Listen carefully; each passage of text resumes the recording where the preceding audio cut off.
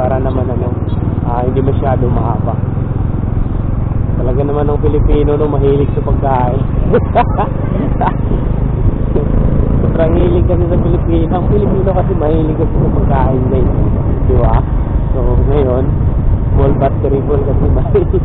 Halata mo talaga ng Pilipino ngayon, kulang sa exercise. Dahil puro na lang kain ng kain. Ano? So nasa mga more or less nasa mga 200 pa lang yata yun. Hindi pa kasali yung iba. Today is a Sunday, araw na linggo ngayon, kaya tawag.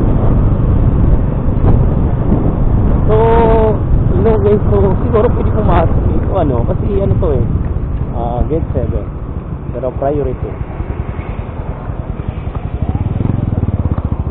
See?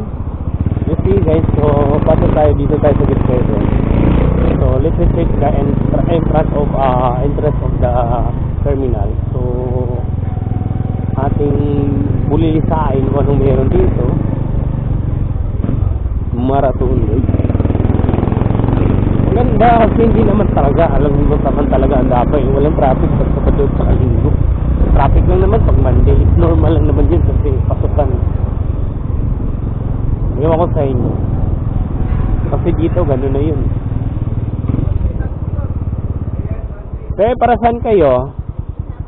May sundo ka?